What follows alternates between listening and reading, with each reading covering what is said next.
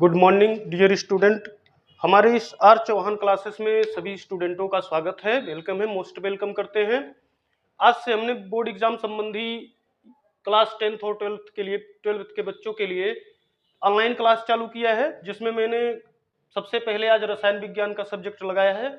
और ये प्रमुख तथ्य आवर्त सारणी एक दृष्टिकोण में हम बताएंगे आज आप लोगों को, और जिसमें ये बच्चे कहते हैं कि सर आवर्त सारणी से प्रश्न आ जाते हैं तो समझ में नहीं आते हैं और इसको कैसे पढ़ा जाए। तो आइए समझते हैं। यहाँ हमने देखा लिखा है कि आवर्त सारणी का एक दृष्टिकोण में इनका अध्ययन करेंगे। आवर्त सारणी में तत्वों का वर्गीकरण कैसे किया गया है। तो आवर्त सारणी में तत्वों का वर्गीकरण ब्लॉकों के आधार पर किया गया है। जैसे यस ब्लॉक देखेंगे, यहाँ पी ब्लॉक है और यहाँ डी ब्लॉक है और यहाँ यह ब्लॉक है। तो अब की बार 12th के 12 के बच्चों, कक्षा 12 के बच्चों का जो है सिस्टम, वो पी ब्लॉक हटा दिया है। पूरा पी ब्लॉक जो है, पी ब्लॉक हमको इसमें नहीं पढ़ना है बच्चों। पी ब्लॉक हमको इसमें नहीं पढ़ना है। इस पूरे यूपी बोर्ड के पेपर में पी ब्लॉक अब की बार निकाल दिया है। पढ़ना कौन सा है बेटा? तो पढ़ना है हमको डी ब्लॉक और ये ब्लॉक पढ़ना है। डी ब्लॉक और ये ब्लॉक से प्रश्न आने वाले हैं और हमको यही दो, मतलब यहाँ पे हमने वर्गीकरण के हिसाब से लिखा भी है, लिख दिया है बोर्ड पे कि इन दोनों को हमको नहीं पढ़ना है। धातु और अधातु नहीं पढ़ने हैं। या संक्रमण हमको पढ़ना क्या है? तो संक्रमण धातुएं पढ़नी है और आंतरिक संक्रमण धातुएं पढ़नी है। तो यहाँ चलिए एक बार दृष्टिकोण देख लेते हैं। आवर्त सारणी में आवर्त सारणी का वर्गीकरण हमने कर लिया है ब्लॉकों के हिसाब से। यस ब्लॉक में क्या रखे गए बेटा? क्षार धातुएं रखी गई हैं। पी ब्लॉक में क्या रखा गया है? अधातुएं रखी गई हैं। और डी ब्लॉक में क्या रखा गया है? संक्रमण धातुएं रखी गई हैं। और आंतरिक संक्रमण, यह ब्लॉक में क्या रखा गया? आंतरिक संक्रमण धातुएं रखी गई हैं। अब इसमें हम थोड़ा सा एक दृष्टिकोण ये देख लेते हैं कि इनको यस ब्लॉक के तत्वों को कितने वर्गों में विभाजित किया जा सकता है? दो भागों में। कितने भागों में? दो भागों में। एक क्षारी धातु और एक क्षारी मृदा धातु। पी ब्लॉक तो हमको पढ़ना नहीं है, पी ब्लॉक से हमारे प्रश्न आने वाले नहीं है। तो यहाँ हम शुरू करते हैं आज से इस चैनल पे शुरू करते हैं डी ब्लॉक और ये ब्लॉक पढ़ाना चालू करेंगे। जो यहाँ पे मैंने लिखा है कि आपके बोर्ड में पूछेगा क्या, यहाँ पे पूछेगा बेटा डी ब्लॉक और ये ब्लॉक से लगभग ये मान के चलिएगा कि आपका 12 नंबर का क्वेश्चन आना तय है। डी ब्लॉक से, डी और ये ब्लॉक से, दोनों से मिला के कितने नंबर के क्वेश्चन आएंगे बच्चों? 12 नंबर के क्वेश्चन आएंगे। तो आज हम इस मतलब 12 रसायन विज्ञान के सब्जेक्ट पे आवर्त सारणी पे विशेष करके हम सबसे पहले पढ़ाना क्या चालू करेंगे बेटा? D block. डी ब्लॉक में डी ब्लॉक खत्म करने के बाद फिर पढ़ाएंगे यह ब्लॉक। अब इसमें श्रेणियां कितनी होती है डी ब्लॉक में? तो श्रेणियों से ही क्वेश्चन पूछता है। जैसे श्रेणियां कितनी होती है? 4 श्रेणियां होती है। कौन कौन सी श्रेणी? तो इसमें श्रेणी होती है पहली, मतलब प्रथम संक्रमण श्रेणी, जिसे हम कहते हैं 3D श्रेणी कहते हैं। द्वितीय संक्रमण श्रेणी, जिसे हम क्या कहते हैं बेटा? 4D। यहाँ देखें, इसको हम 3D कहते हैं, 3D संक्रमण श्रेणी। और इसको कहते हैं 4D संक्रमण श्रेणी। इसको कहते हैं 5D संक्रमण श्रेणी। इसको कहते हैं 6D संक्रमण श्रेणी। इसके बाद आंतरिक संक्रमण श्रेणी के तत्व चालू हो जाते हैं। हम यहाँ जब देखेंगे मित्रों, यहाँ इसमें देखते हैं तो इलेक्ट्रॉनिक विन्यास, यहीं से प्रश्न आपका डी ब्लॉक में यहाँ से लेकर के यही 4 श्रेणियां होती हैं। 4 श्रेणियां कौन कौन सी? प्रथम श्रेणी को हम क्या कहते हैं बच्चों? 3D श्रेणी कहते हैं। द्वितीय श्रेणी को क्या कहते हैं? 4D श्रेणी कहते हैं। और तृतीय श्रेणी को 5D श्रेणी कहते हैं। और चतुर्थ श्रेणी को 6D श्रेणी कहते हैं।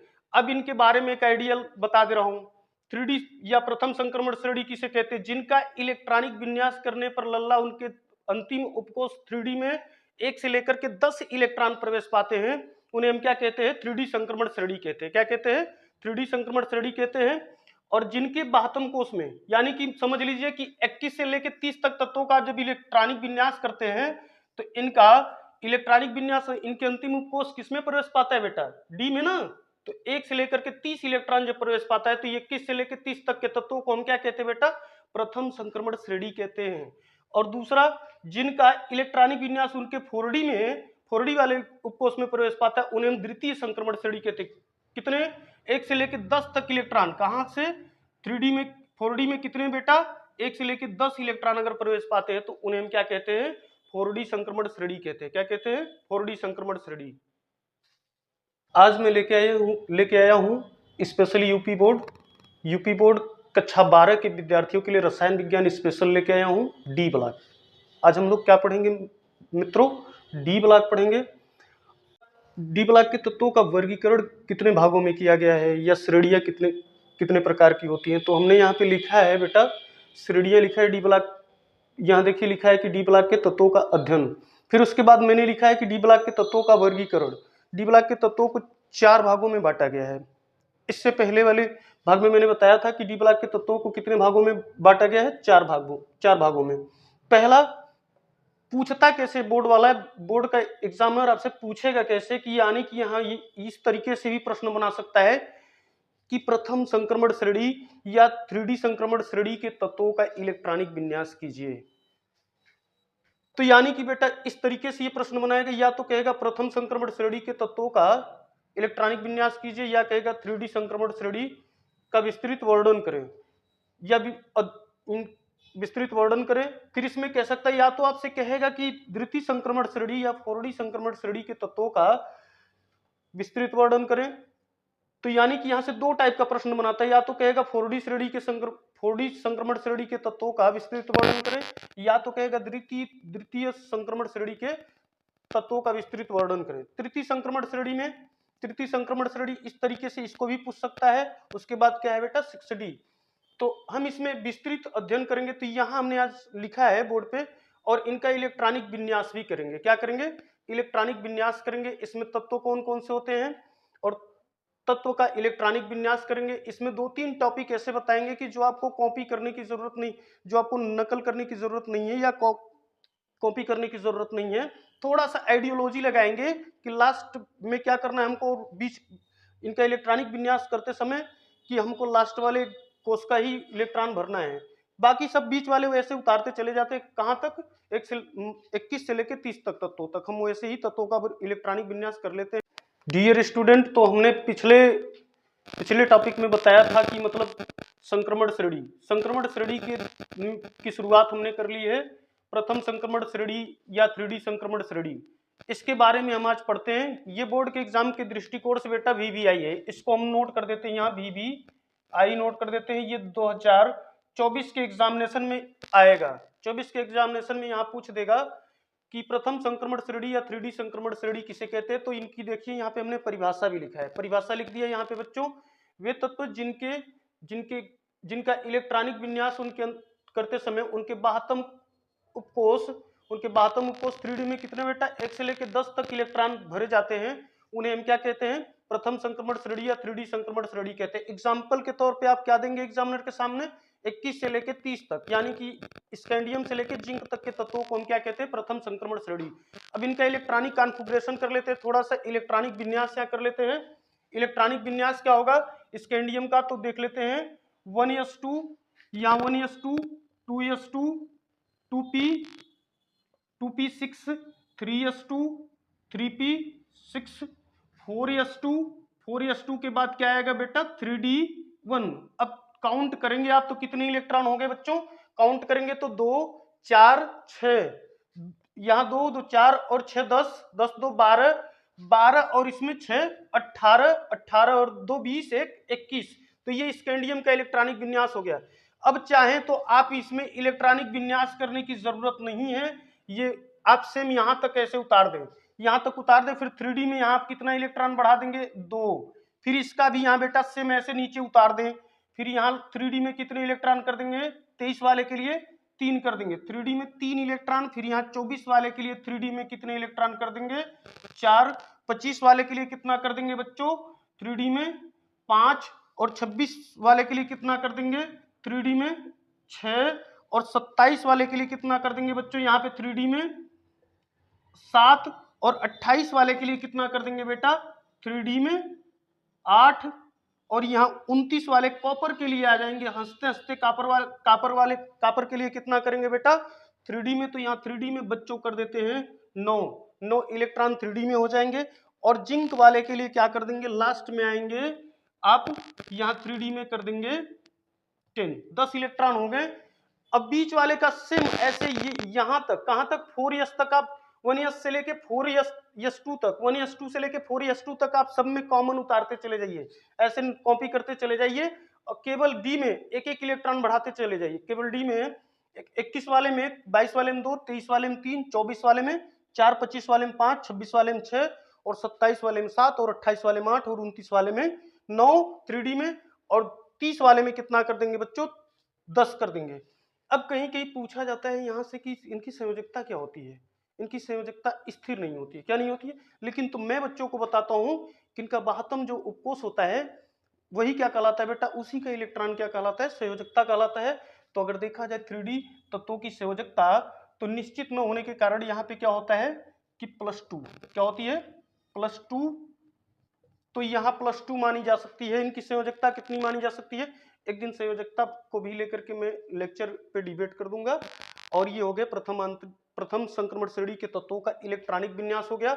या आप इनको ऐसे नहीं लिखना चाहते हैं, यहाँ उतारना नहीं चाहते हैं, तो आप ऐसे नोट करते चले जाइए, नोट करते चले जाइए, ऐसे उतारते नहीं है। अगर ऐसे नहीं करना चाहते हैं तो यहाँ इनको उतारते चले जाए, 1s2 2s2 2p6। देखिए मैं वही कॉपी कर रहा हूँ ऊपर वाले का, 3s2 3p6 4s2 4s2 के बाद क्या आ गया बेटा, 3D में 2 आ गए। फिर इसका भी हम कॉपी करते हुए चलते हैं, 1s2 2s2 2p6 3s2 3s2 के बाद 3p6 3p6 के बाद 4s2 4s2 के बाद क्या आ गया बेटा, 3D में 3 आ गए, 3 इलेक्ट्रॉन। फिर यहाँ 24 वाले में भी हम वही कॉपी करते हुए चल रहे हैं, 1s2 2s2 2p6। समझ में आ रहे कि नहीं आ रहे आप लोगों के, कमेंट करके जरूर बताना बच्चों, समझ में आ रहा है कि नहीं आ रहा है। 2p में कितने 6, 3s में 2 और 3p में 6, 4s2 4s2 यहाँ आ जाएगा। फिर 3D में कितने आ गए 4। फिर यहाँ पे भी वही उतार लेते हैं, यही से हम उतारते हुए चले जाते हैं। तो आपसे अगर कहता है कि इलेक्ट्रॉनिक विन्यास करने के लिए कहता है, एग्जामिनर कहता है कि इनका इलेक्ट्रॉनिक विन्यास करके दे, तो कितनी सरलता से इलेक्ट्रॉनिक विन्यास हो गया कि नहीं हो गया। 1 से 30 तक, सॉरी 21 से लेकर 30 तक के तत्वों का इलेक्ट्रॉनिक विन्यास करना भी बहुत ईजी होता है। तो यहाँ इनका भी सेम वही कर लेते, 25 वाले का भी 1s2 2s2 2p6 3s2 3p6 4s2 और यहाँ क्या आ गया बेटा 3d 5, 5 इलेक्ट्रॉन हो गए। इसको यस मत समझ लेना, ये 5 है, 5 हो गया। यहाँ पे फेरस वाले में कितना कर लेंगे बेटा, फेरस वाले में भी यहाँ कॉपी करते हुए चलते हैं, 1s2 2s2 2p6 3s2 3p6 4s2 4s2 के बाद 3d आ गया। फिर यहाँ 27 वाले में आते हैं, 27 वाले में भी हम ऐसे ही कर लेते हैं, 1s2 2s2 2p6 3s2 3p6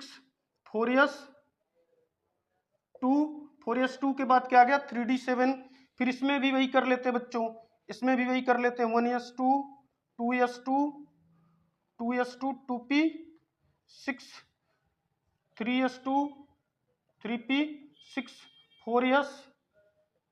4s2 के बाद 3d में 8 इलेक्ट्रॉन हो गए। फिर यहाँ भी हम कर लेते हैं वही, कॉपी करते हुए चलते, कॉपी करते हुए उतारते हुए यहाँ चलते हैं, यहाँ उतारते हुए हम चलते हैं। सबके सब तत्वों का, पूरे तत्वों का इलेक्ट्रॉनिक विन्यास एक दृष्टिकोण में आप देख लेंगे प्रथम संक्रमण श्रेणी के तत्वों का। तो ये जो आइडियोलॉजी है, ये आइडियोलॉजी सबसे बेस्ट आइडियोलॉजी है कि आपको 2 तरीके से मैंने बता दिया कि इनको केवल लास्ट वाले कोष में 1-1 इलेक्ट्रॉन बढ़ाते चले जाएं। ये कॉमनली बीच वाले बेटा 4s तक तो आप भी आंख बंद करके 21 से लेके कहां तक 30 तक आप वैसे उतार दो, केवल डी वाले कोष में 1-1 इलेक्ट्रॉन बढ़ाते चले जाएंगे 30 तक। कहां तक 30 तक, 10 इलेक्ट्रॉन हो जाएंगे। 2s2 2p6 3s2 3p6 4s2 4s2। फिर यहाँ मैंने 3d यहाँ लिख दिया है, यहाँ लिख दे रहा हूँ 3d 9 हो गए। फिर इनका भी इसी तरीके से बेटा यहाँ तक आप सेम उतार लोगे तो ये इनका भी इलेक्ट्रॉनिक विन्यास ऐसे ही हो जाएगा, 1s2 2s2